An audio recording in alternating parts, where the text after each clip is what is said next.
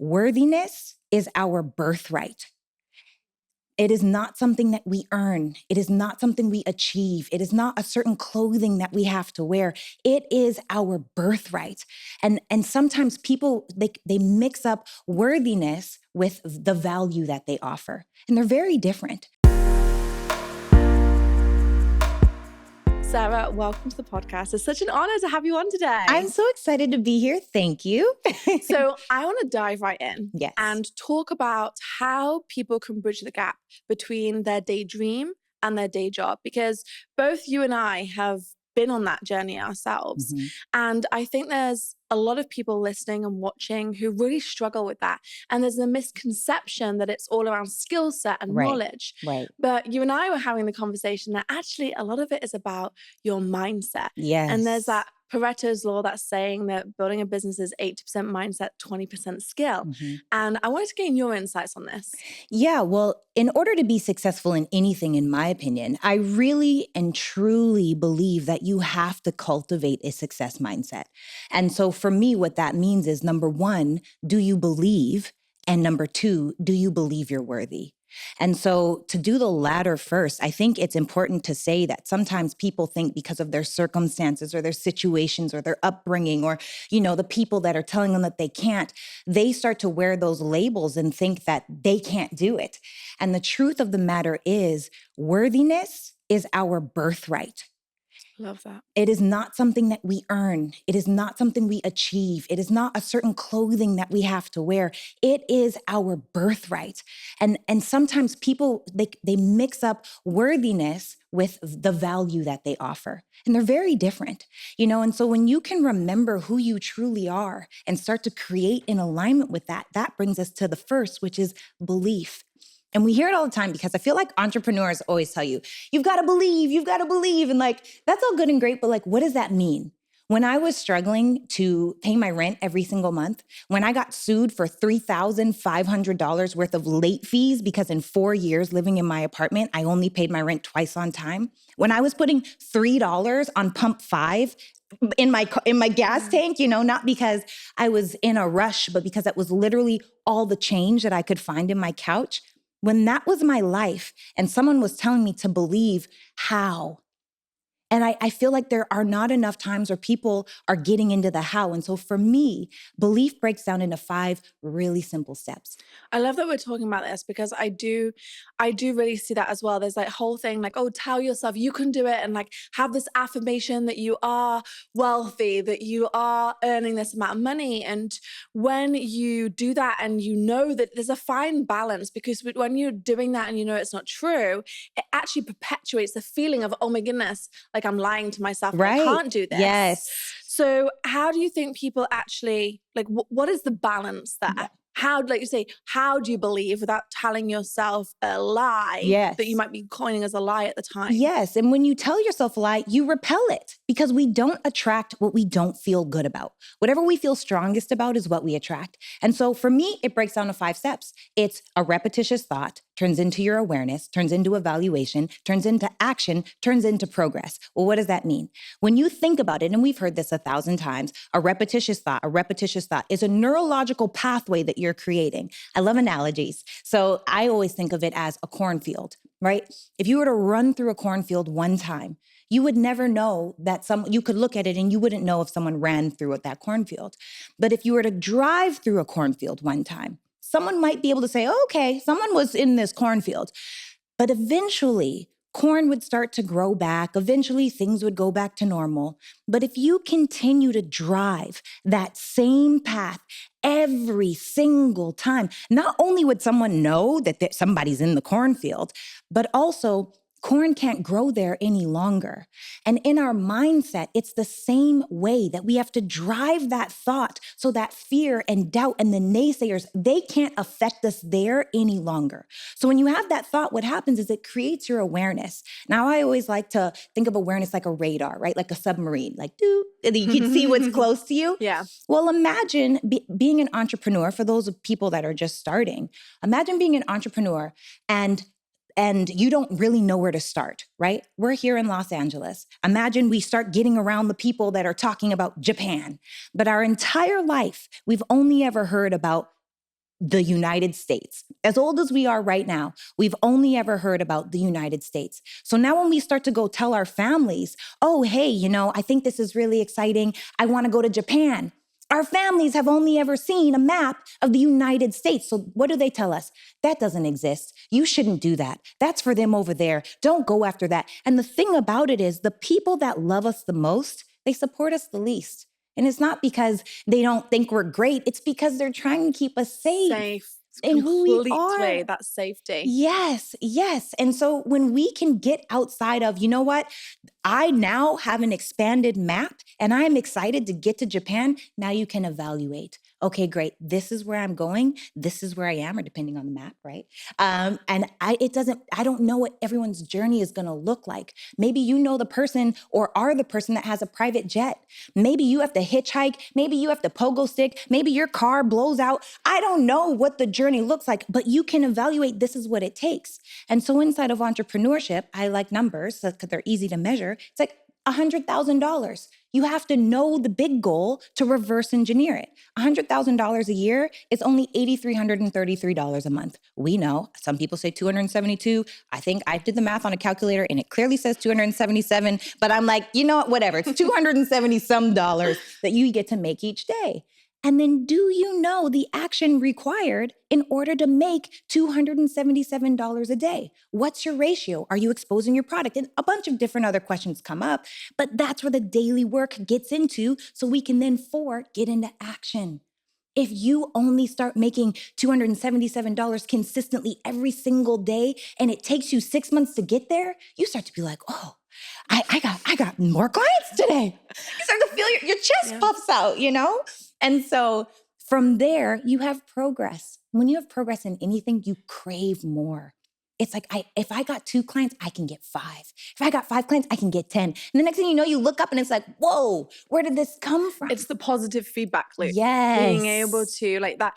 I always say like competence breeds confidence. Yes. And I think when you start seeing those little bits of improvement, like you say, you kind of get hyped, you puff your chest out, and you also take more action. Yes. Because you have the confidence to take that action as well. Yes. So I think that for me is my belief loop. And then remembering that we're worthy, which I think that's one of the hardest parts, is remembering that we were born worthy of all things great and in abundance. And I feel like somewhere down the line, it's society, it's life, it's indoctrination, it's so many different things. It's not really somewhere down the line. It's a really deeply rooted thing that happens for most people. However, we can take off those labels because they don't serve anyone, including ourselves. And when we really harness onto the fact that we deserve more, that we're worthy of more, why not you? Why not abundance? Then everything starts to change. Talk to me about your journey with worthiness. Because I feel like, most of us have been through that journey of not feeling worthy and having to find that within ourselves. So what did that look like for you? My journey has been very challenging.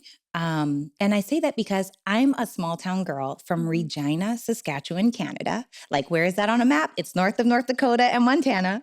And, for me, I grew up hearing, I didn't even know what entrepreneurship was. Same. I had no idea, no clue. I thought I just needed to get a job as like, that's it. A teacher, an accountant, a doctor, whatever it was going to be. Yes. I thought the only versions of success that I heard were doctor, lawyer, engineer, or entertainment. Yeah. I knew I couldn't be a doctor. Blood makes me super queasy. I'm like, I don't know what happens when kids come in. I actually wanted to be a vet, and my mum was like, but you're scared of animals. I was like, oh yeah, I was like terrified of dogs. I'm the worst vet out. And I was allergic to cats. It was never going to work. But your heart was there. My heart was there. So me and you were out for the doctor. We were out for the vet. Okay. Cannot happen. And then a lawyer, I was like, I have some pretty strong debating skills. But then I counted the costs. What do I have to do? Talk to lawyers, see what it takes. Most of the lawyers I talked to were like, this probably isn't what you want to do. And I'm not interested in learning about things I'm not interested in. Yeah. And so I wasn't interested in all of the reading. That was out. Engineer, my mom's an engineer. And I was like, I don't want to do what you do. So entertainment, yay. And so I love to sing, act, and dance. And that actually brought me to LA. I moved to LA at 20 years old by myself to pursue acting. Okay, let's just pause there for a second. So you are living in Canada. You said, Mom, I'm going to move to LA. Let's talk about that Japan, United States analogy then. Hmm. What was the reaction by your family? Were they supportive at this time or? Yes, Okay. they were. And oh, it's such a crazy story. So my parents they've worked really hard to instill independence into every single one of us. And not even just by the words that they teach, but by the way of their being. And one of the biggest lessons, and I really hope I don't get emotional, and I'm sorry if I do, but one of my biggest lessons that I learned how to powerfully show up no matter what was going on actually rewinds to a story when I was about 10 years old. My dad had just ruptured a disc in his back. So we went from a two-family income household to one. My mom was going to school to get her master's in engineering. She also had a full-time job. I have a million brothers and sisters because my parents love each other too much. And and my dad had just had his injury, right? So it was all of these things that were happening. And I remember one night in the middle of the night, I needed to wake up to go to the washroom. And I hear something in the kitchen. Now, we had a small, humble home, right? And so if you peek out of my bedroom, I shared a room with my sister, Lauren. And if you peek out of the bedroom, there's a hallway that'll lead to either the living room or the kitchen. So I hear something and I'm like slinking down the hallway to go and look. And I peek around so when you come into the kitchen, the fridge is right here. But if you look past the fridge, you can see the kitchen table. And so I sneak around and I see my mom. And my mom is literally crying, like sobbing. It's like 2, 3 o'clock in the morning. And she is just crying over her homework. In a few hours, she'd have to be up to get all of us up to go to school, just all of those things. Yeah. And I remember I have goosebumps just thinking about it. I remember slinking back into my room because I didn't even want her to know that I had saw her like that because I'd never seen my mom's my superhero. She's my role model. Like I look up to her because of her beingness, and in that moment, I thought that that was a weak moment, but that's actually one of the strongest moments I've ever experienced in my life. Because when my mom woke up in the morning and she would get us up ready for school, she had a smile on her face. She showed up with poise. She was certain about who she was. And inside of that, it was like, wow, but you're really crying at night by yourself Mhm. at this kitchen table. And so, and so inside of that, those are the things that were instilled into me. So when I moved to Los Angeles, my parents are like, my mom was like, God, wrap your angel's wings around my daughter, but I trust my Sarah. My dad was like, if there was anybody to worry about, it's not her. She won't get lost in the sauce. She knows who she is. And so I'm so grateful that I had that experience to decide who I was and know that something greater was calling. Now, that being said, sometimes the things that we think that we want are actually the indoctrination of society. I'm sure you grew up too. Everyone probably asked you, what do you want to be when you grew up? What do you want to be? Well, the what is connected to achievement, which is nice, but who is connected to fulfillment. And so when I moved here to Los Angeles and I went to theater, I was in a theater academy and I slipped and fell in entrepreneurship over 10 years ago. When that happened, I started asking myself different questions because the group and the people that I were around, they started asking me different things. And I started realizing, where am I my own poison? When it comes to worthiness, I've had the ugliest conversations with myself. I've seen the ugliest parts of me and to be okay with that. And sometimes, we hear the shadow work or we hear you've got to be willing to do the hard work or not even the hard work. It's like this negative connotation, but there's nothing negative about all of who we are. It's just accepting there are things that either serve you or they don't. There are things that are not that they're good or bad. It's just newer and higher levels of awareness.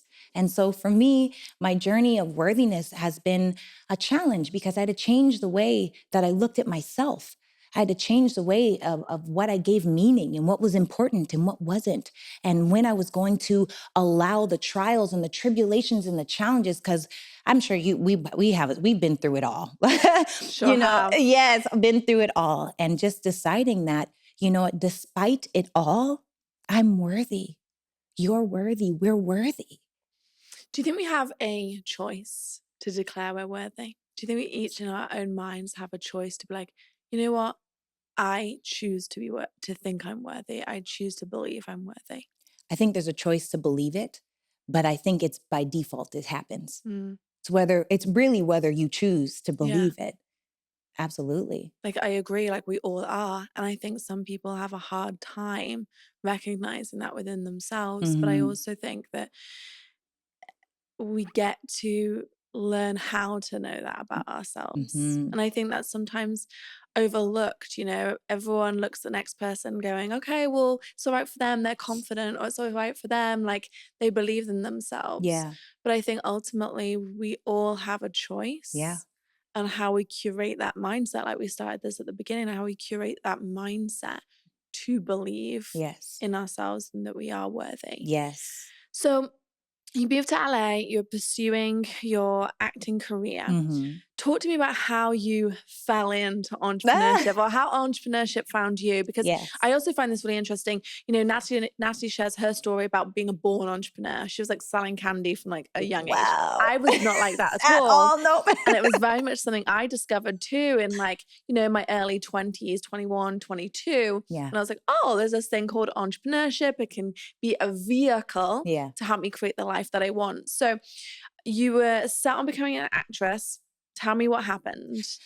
Ooh, sheesh. Okay, so long story short, I went to a workout. Actually, I've done so many things. Acting, I was in pageants. I did the Miss California pageant, and I met this girl at the pageant.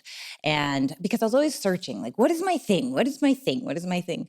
And she was like, come work out with me. And I was like, I don't want a workout. Like, I'm not interested. I have a whole regimen. So that was the first time I met her. She was so sweet. I loved her. The next time I saw her, which was 6 weeks later, she looked like a Barbie doll. And I was like, whoa, whoa, whoa. Surgery doesn't heal that fast. Like, what is happening here? Like, what are you doing? And she was like, come work out with me. And I was like, I don't want your workout. I want whatever drugs you're taking that made your body do this in 6 weeks. Like, that's it.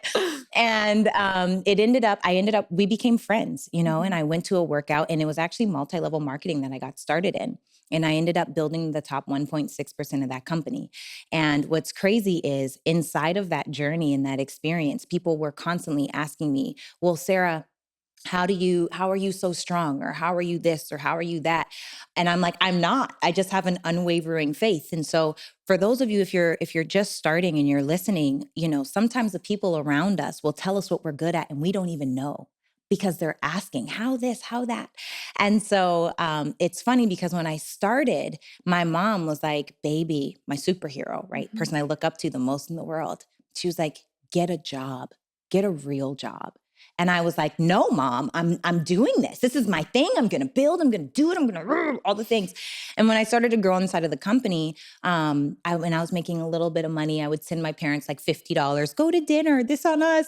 And my mom was like, this is so sweet. Get a part-time job. Like she wanted me to have what people think is job security, Yeah. right? Keeping me safe. And I'm grateful because that journey, although I'm not a part of that journey anymore, that was really the opening to doing one-on-one coaching, to having a mindset motivation t-shirt line, to doing leadership executive coaching, to doing it, getting into investing, speaking all over the world. Like there are so many things that one thing, had I not been open to a workout, like don't miss the small things, who knows what my life would have looked like had I not done that, had I not experienced it, had I not been open or know the fact that I don't know all the answers. I don't have everything right. And there are people out there right now looking to give you the answers that you're seeking, but are we open to hearing them? I love that. I think that's actually really, really powerful. And I think, again, that comes, most entrepreneurs that I know are curious Mm-hmm. and they'll try new things and they're happy for that thing not to be okay or not to be good, but they've tried it and they've had an experience. And I'm not just talking around like a business sense, but like say going to a workout class or just trying something new or meeting new people. I feel like, when people want to go from having a career and want to step into entrepreneurship, one of the biggest things that they need to have is curiosity. Yes. And also not holding experiences to a positive or a negative. I Mm. also think that's really powerful when you go into an experience saying like, okay, this has to be good all the time. you're always going to be disappointed, and also you'll be Yes. paralyzed in actually taking any action, versus if you're like, Yes. well, I'm going to go to experience this, and either way, whether it's positive or negative, it doesn't matter, but I want to experience it, and then I can make an informed decision about something. Mhm. I think that's actually a really, really powerful mindset. So like you said, you started your career, like obviously being an actress, and you got into multi-level marketing, which, Mhm. by the way, I kind of feel sometimes gives us a bit of a bad rep, but it's such a great entry I point agree. for entrepreneurship, to actually understand, to become like self-employed, to understand like what it's like to, Mhm. build something. And along that journey, like you say, then you went into coaching, and when Mhm. you're other things, and you've consistently juggled a lot of things. So I want you to talk to me about juggling priorities, juggling things that you're doing at a time. Because again, when people are making transitions from, careers to side hustles to being the main hustle, this is one of the biggest things that people struggle with. Mhm. So how did you balance all of that during that period of time? Because that was also a gradual thing. Do you want to talk to us about the timelines actually? Oh man, yes. So my first 5 years was really solely multi-level marketing. And then the next 3 years, this is when I started because I wanted to master my craft. I feel like some of us sometimes we start, let me teach you how to do this, that, or the other, but like, what have we done? You Yeah. know? So in that first 5 years while I was doing multi-level marketing, I was talking about mindset. I was getting into the game, getting my speaking chops up, going out, doing little things, speaking at small events. And from there, I started doing like I have there's so many things. Long story short, 5 years is when I started to do the mindset motivation t-shirt line because I heavily believe in mindset. Like it's vision oversight. You have to envision it before you see Okay. it. Say that again. Vision And oversight. what do you mean by that? Because I think that's very powerful. Thank you. It means if you are not your circumstance or your situation, but do you know where you're going? Do you have an eye on Japan or are you stuck in Los Angeles? Mm, Are you willing to see where it is that you want to go, reverse engineer it, and then get to work inside of it? And so for me, in that time, actually, one of my biggest regrets that I'll say is I learned, and I'm sure you can relate, is that balance doesn't exist. 1000%. It's not real. It's like this fabricated thing. And when we think it exists, it invites so much shame and guilt. So I like to say harmony. Because inside of music, there are staccato, sharp stop. There are so many things. Sometimes things are a little shaky with the vibrato, like whatever it may be, Yeah. there's a harmony that gets to happen inside of our life. Balance isn't it. And if you think about balance, right? If you have the weighing thing, if you put all the weight on one side, right? Or you put the weight over here, that's the opposite of balance. Balance is a straight line. What else is straight line? Flat line, death. What else is dying in your life? That is powerful. you know so when I start thinking about harmony, what does this look like? Number one, I got really into a classic, in my opinion, Stephen Covey's 7 Habits of Highly Effective I love People. that book. One of my favorite books of all time. Literally, I live by his efficiency quadrant, like Oh live my by it. goodness, yeah. It's so And then good. efficiency over effectiveness. I was reading that being like, oh, okay. Oh, this is so Yeah. true. Yeah. I'm walking into some of those traps. Oh yes. Oh goodness. We're human. Yeah. It happens. But I love it because he goes over, the is it important and is it urgent? Do Yeah. it now. Is it important but it's not necessarily urgent? Plan it. Is it not important but it is urgent? Delegate it. If it is not important and not urgent, drop it. Right. And so inside of that quadrant, most people spend the allotment of their time in quadrant 4. Correct. Not important and not urgent. When people are scrolling on social media, you look up, it's been an hour and a half. And if someone were to ask you, what did you just learn? What did you just watch? They don't even know. Well, I saw this reel and it was pretty funny and I was laughing. Okay, great. That hour and a half could have been building and starting your freaking financial future.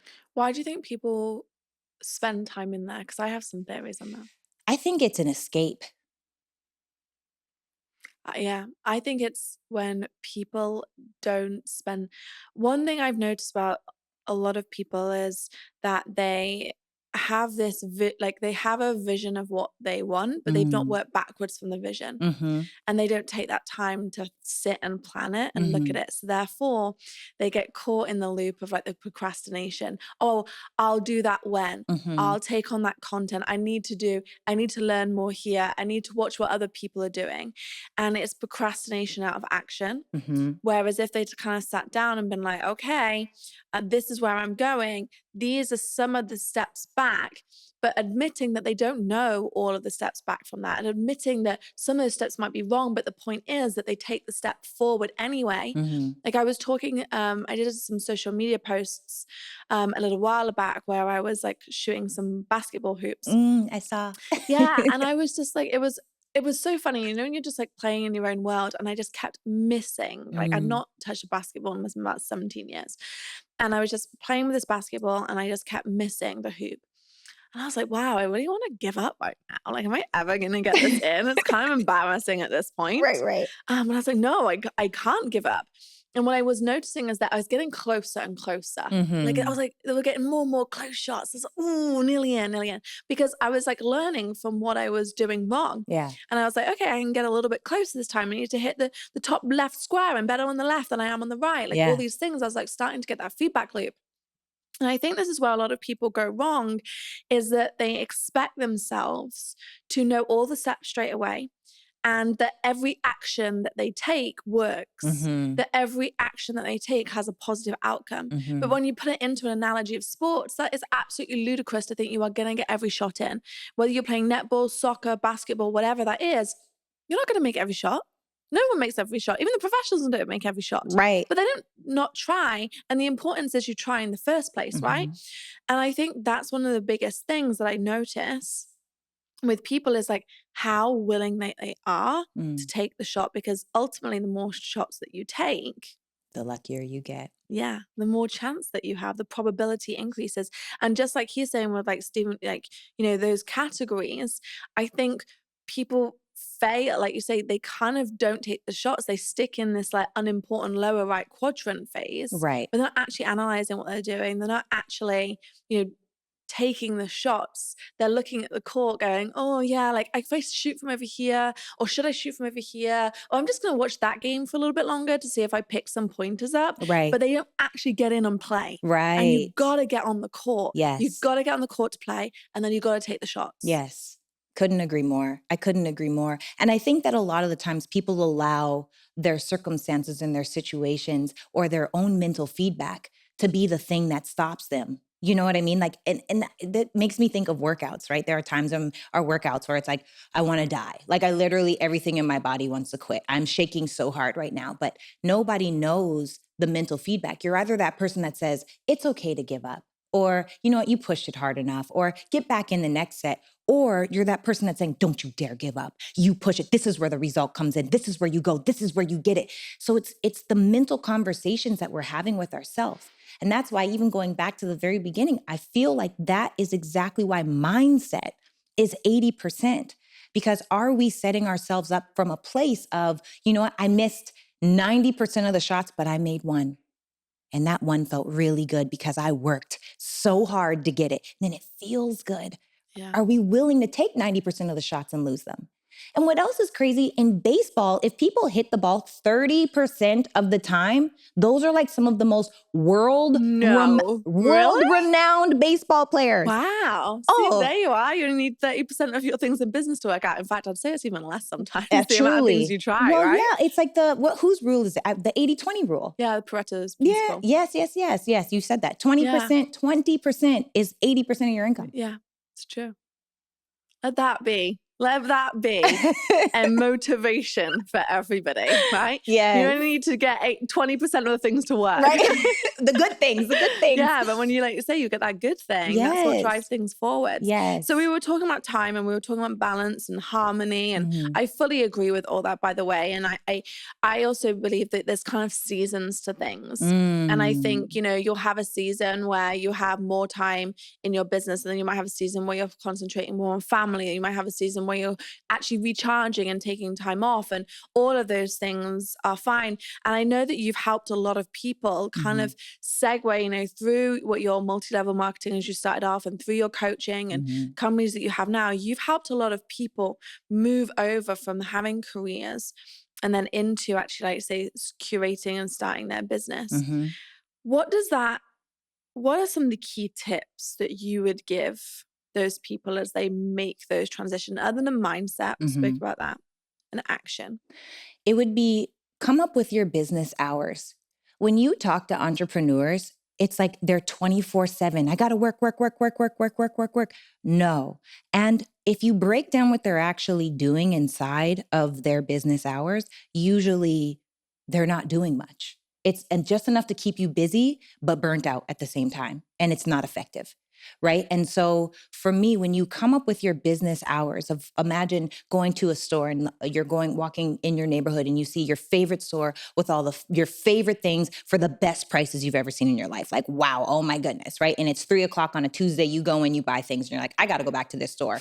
So on Thursday, you go back and they're closed. And you're like, okay, well, let me go back tomorrow. So the next day you go back and the store is closed. It's 3 o'clock. Okay, they were open at 3 o'clock on a Tuesday. I wonder why they aren't open Thursday. They don't have hours posted. It just is what it is, right? The next day you go back and they're like, it's closed. It's like, okay, finally, maybe they're just open on Tuesdays. I'm going to go back the following Tuesday at 3 o'clock because that's when I was there. And the next week you go back at Tuesday and they're closed. I would never go back to that store again because even though they may have the best price, even though they may have the best things, they aren't consistent enough with their business for me to trust them. And so business hours, not only does it allow for you to allot when are you doing what you're doing, the income producing activities, but also are you creating trust with your people? Are you creating trust with your tribe? And so I also feel like going back to Stephen Covey's most important and most urgent things, there are specific things inside of business that are the most important. Let's say exposure is probably one of the most important things. Nobody cares about the company they've never heard of. And I don't know if it's going to be boots on the ground. I don't know whether the campaign is, are we face to facing? Are we doing Facebook marketing? Are we doing ads? There are so many different ways to are you doing influencer marketing? There are so many different ways to advertise and get your product out there. But number one, then do you know your analytics? Out of those people that you've exposed your product and service to, how many of those people are a yes? Now that you know what your ratio is, like let's say Jim Rohn says where you lack in skill, you make up in numbers. Usually it's 1 out of 10 people, right? So that's in person. On social media, it's 1 out of 100. And so sometimes I have a lot of people that are like, well, I talked to 100 people this month in the DMs. Okay, well, that's about one client because people are skeptical. So are you doing the work where if you need to make $277 a day and your product is only $27, that means you need 10 new clients each day in order to do it, but you got one client, right? You need 300 to make the goal, but you got one because you've only had the numbers that are not there. You know what I mean? Like they Yeah, don't make sense. totally. You're not adding up. So do you know your numbers? Do you know your ratios? Because so many entrepreneurs, they go 24/7 on the busy work or on their life work. Oh, well, you know what? I got to do the laundry. Oh, I need to do the dishes. I got to pick up the kids from school. Oh, I also needed to drink this smoothie because I'm trying to get healthier. And then I'm going to do this work. And then I'm going to do none of those things are building your business. So can you outsource the things that you don't really want to do and take a lot of time? And can you focus and write down what are the steps that forward your business? What needs to happen? What is the system? Right. And I think about McDonald's conglomerate, right? Absolutely successful conglomerate. I don't support their products. However, Mm-hmm. absolutely successful business. What is their system? Why is it that they can take a 16-year-old child, boy, girl from anywhere Yeah. and they can plug them into their system and it will run successfully? Because we know when we go to McDonald's, if you get a cheeseburger, you're going to get a bun, a piece of meat, if that's what it is, a cheese, 2 pickles, ketchup, and mustard, right? Yeah. With those little of onions. So if you have that, do you have that system? So then, and this is a thing too, when you're first starting your business, write down everything because now you can give away your playbook. Love that. We get rid of like sometimes we think that doing it all on our own is bad, but it's actually a blessing because now you're creating the culture of what certain jobs look like. Your email marketing, your follow-up game, your reaching out to new people, your whatever it may, like those steps that you get to take. But number one is exposure. People need to know who you are. Do whatever you sell. If you sell candles, is it like, oh, that candle girl down the street? She's the one. Completely. And do you know what I'm also thinking about is like, I think you're right, it is exposure. And also that comes from being able to tell people that you are doing something. Because I also think Yes. there's a lot of people who are in this gap. So I'll share my personal experience. So obviously I was a chiropractor, Mm-hmm. and then I went into chiropractic businesses. So I was starting to become an entrepreneur already, but then I stepped into BossBabe, like an online world. So I went from a chiropractor brick and mortar businesses to BossBabe online. Mm-hmm. And I remember those like transitioning times where I was juggling both because I couldn't leave my clinics because I had patients and I had commitments there as a shareholder, all those pieces. And I was trying to build Boss Babe on the side. But the first thing was, I wasn't really telling people a lot about it. And I actually Mm. think that is a thing that a lot of people really struggle with when they've already got that career and Mm. they've already got that thing that they're doing, to admit to somebody, to admit to family, to admit to friends, to tell people that they're transitioning. Mm-hmm. I think it can be really hard and really nerve-wracking Mm. to be like, oh, like this might fail, like this might, you know, oh, should I tell people? Because if I don't tell them, I can fail and still have my dignity. But if I tell them about it and I fail, then they're gonna think less of me. Right. And I think just like what you're saying is like, yeah, you need to go and like do those numbers. But I think it also starts with like just telling people around you what you're doing. And that can be scary and that can Yes. be really daunting. But ultimately, I kind of feel like it drives you a little bit more because you don't want to fail. Yeah. Do you agree? I do. And what is failure? Like what Oh my God, great question. why is that why I don't. Don't quit, you can't fail. Yeah, truly, Just truly, keep yes. going. You That can have part. like missed opportunities or missed attempts. Yeah, you're Truly. right. And the fear around it, like, fear is a very real thing in the sense of instinct where you have to keep yourself safe. But fear inside of entrepreneurship is like a smorgasbord cluster of worst case scenarios that Yeah. we build in our mind. Yeah, and just reminded me as well, we had Maria Menounos on, Mm. and she was saying that for her, living is that like moment of fear and doing Mm. it anyway, like that living on the edge and being like, Yeah. oh my God, am I going to do this? And then I do it. And I was like, oh, really? I didn't know if I share that thing. But at the same time, I'm like, yeah, she's right. Like, it's about what is fear? Like, Yeah. it's actually fear and excitement are very much experienced the same way on a like somatic level, like in the Yes. body, they're very, Yes. very similar feelings. And really what differentiates them is how they're processed in the mind versus Yes. how they feel to the body. Same with anxiety. They're all on the same kind of like, sympathetic nervous system, like raising your heart rate, a little bit sweaty, a little bit clammy, Mm-hmm. like breath shallowing, all those pieces. So I just think it's a really interesting conversation because I feel like, again, those people who are transitioning or to be an entrepreneur, you have to get used.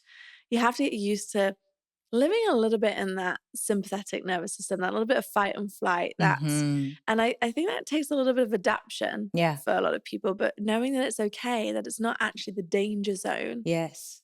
that we all anticipate it to be. Yes.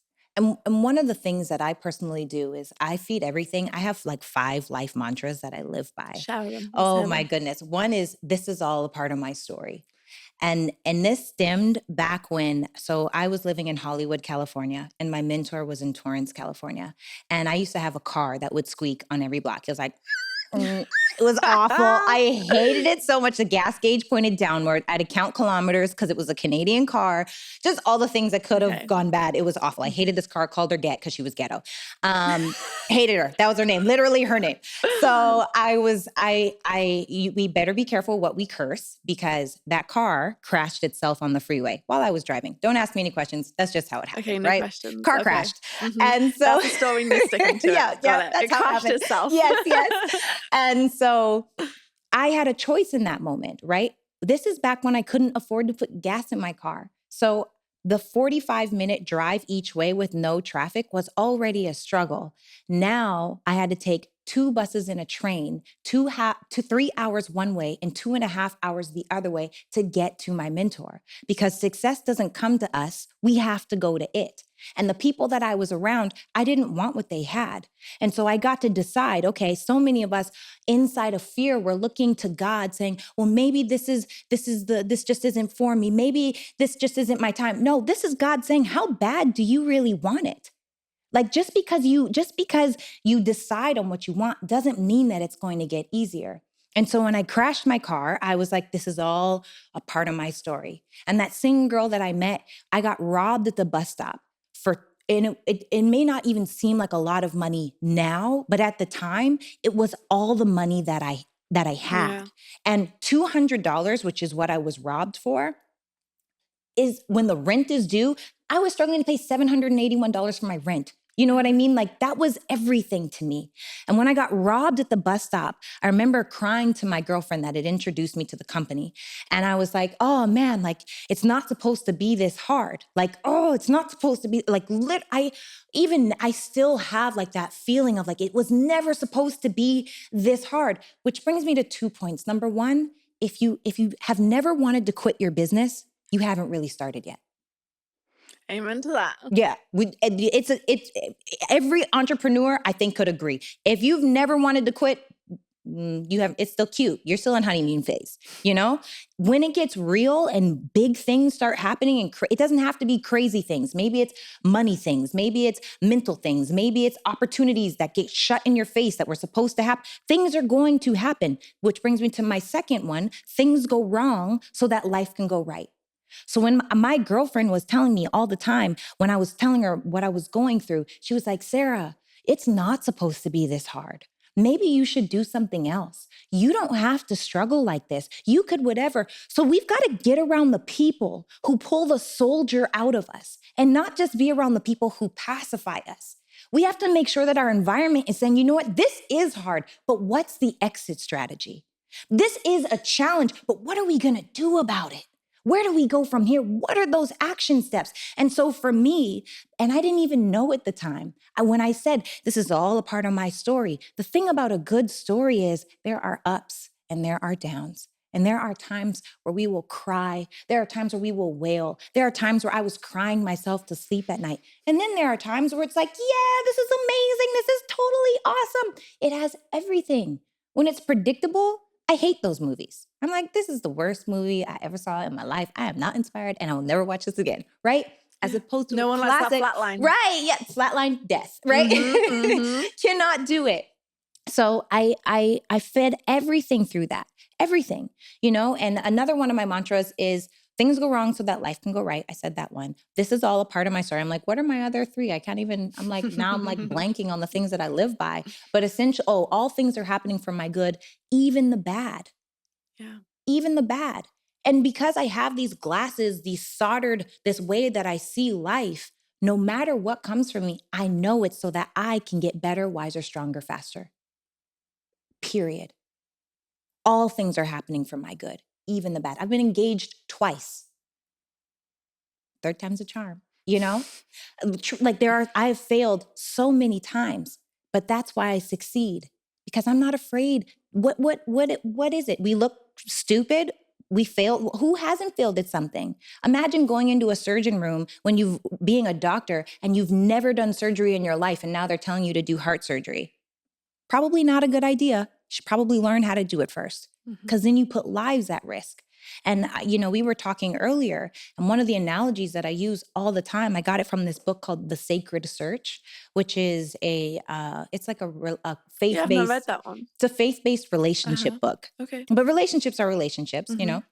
And what's crazy, inside of the book, this man has climbed Mount Everest twice, right? He's climbed Mount Everest twice, and he says, if a 300 unhealthy man came to him and said, I want to climb Mount Everest, I am so ready to climb Mount Everest. Just tell me what to do. I'll get the stuff. I'm ready. I'm excited. Let's go. Game time. The author says, I would respectfully decline. And not because he doesn't want that man to climb Mount Everest, but because there's a conditioning required first. And some of us just need to get conditioned. But what most of us do is we take 300-pound energy and we put it on our backs. If that man tried to climb Mount Everest with the author, not only would the man die, but he'd probably kill off the author on the way because he's so unprepared. And that's what happens inside of our journey. We take that energy, we put it on our back, and we try to climb Mount Everest or get to the pivotal peak of success, and we wonder why we're killed off on the journey. Our job is not to carry people with us. Our job is to go do the climb and leave a ladder. And if they want to come, ooh, baby, I got it for you. You know, I've got the blueprint. But if they don't, that's okay. That's not up to us, you know? So when it comes to fear, when it comes to failure, again, feed it through your mantras. What conversations are you having with yourself? How are you looking at these things that are happening? You know, so for me, life mantras have completely changed my life. Another one of my mantras is faith and fear both require us to believe in something that hasn't happened yet. Choose faith. You know? That's powerful. Faith and fear. So that one again, faith and fear. Both require us to believe in something that hasn't happened yet.